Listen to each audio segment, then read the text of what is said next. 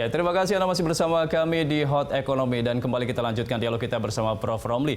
Prof, Undang-Undang Cipta Kerja ini kan tentunya tidak sampai di sini, butuh aturan-aturan turunannya begitu. Nah, ini bagaimana agar aturan turunan ini memang bisa benar-benar mengoptimalkan kinerja dari Undang-Undang Cipta Kerja ini, Prof? Nah, begini ya. Saya baca di dalam undang-undang ini pasal bagian terakhir ya, ada perintah bahwa peraturan pelaksana undang-undang ini harus diselesaikan dalam waktu 3 bulan. Ya, 3 bulan. Oke. Saya baca ternyata PP-nya ada 35 peraturan pemerintah, ya, 4 peraturan presiden. Ya. Nah, di sini ada kesempatan untuk menampung ya aspirasi masyarakat yang memang masih penasaran gitu kan, betul. untuk ikut duduk dengan pemerintah ya.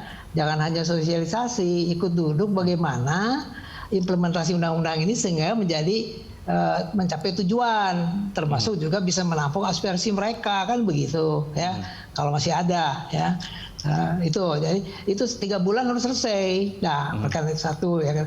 Makanya kalau kita dengar lagu itu bukan the songnya kan, who is the singer gitu. Jadi ini undang-undang anggaplah lagu. Siapa nanti yang melaksanakan? Ya birokrasi. Nah, birokrasi juga harus difahamkan karena tidak semua birokrasi akan paham membaca undang-undang ini. Nah, ini perlu waktu juga pemerintah ya. Jadi masih ada pekerjaan yang belum selesai. Tidak segera begitu ini undang-undang nanti ditandatangani presiden berlaku, tidak otomatis berlaku menurut saya. Maka dikasih waktu 3 bulan, ya kan? Hanya saya sarankan pemerintah ya, untuk pemberlakuan efektif undang-undang ini harusnya setelah 3 bulan, paling tidak 1 tahun lah, paling lama ya, bahwa ini efektif supaya persiapan manusianya maupun sarana prasarana seperti online system kan tidak mudah, itu mahal itu online system itu. Ya. Nah, itu dipersiapkan dengan baik. Setelah itu baru diberlakukan sambil dilakukan sosialisasi, ya, pembuatan peraturan pelaksanaan yang terbaik yang tidak lagi menimbulkan masalah sambil pengawasan terkoordinasi di bawah koordinasi KPK yang punya fungsi pencegahan. Nah, ini jadi ada pekerjaan tambahan di KPK ya. Tidak hanya lihat fakta integritas saja ya, zona-zona integritas, tapi ini loh. Ini kalau memang KPK kejaksaan mau tidak banyak kerjaan ya ini selesaikan. Ya, saya kira itu.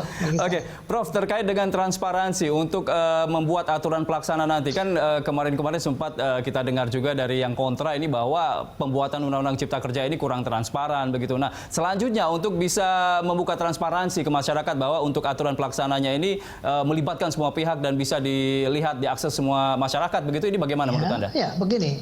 Pemerintah banyak alat-alat kelengkapannya seperti Kementerian Hukum HAM, BPHN, ya kan? Itu pusat center of law-nya di sana pemerintah itu. Ya, cobalah pemerintah melalui Menteri Hukum HAM membentuk satu, bukanlah katakanlah satgas lah, ada tim penyusun, ada tim sosialisasi di sana, ya kan?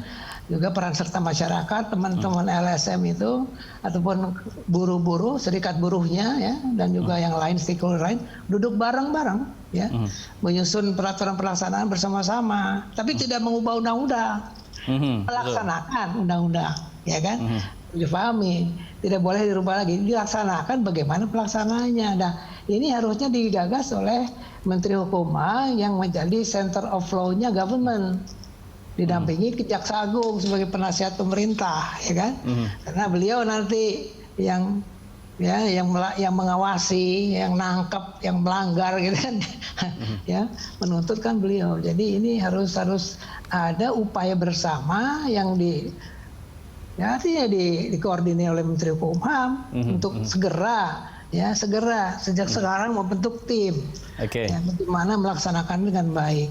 Ya, cuma yang jadi kendala ada beberapa hal yang disampaikan juga oleh Apindo dan lain-lain bahwa ada pihak-pihak yang kontra ini sejak awal diundang tapi tidak hadir begitu, tidak mau tahu dengan isi dari undang-undang ini. Nah, kira-kira saran Anda kepada yang kontra ini sikap seperti apa yang harus dilakukan?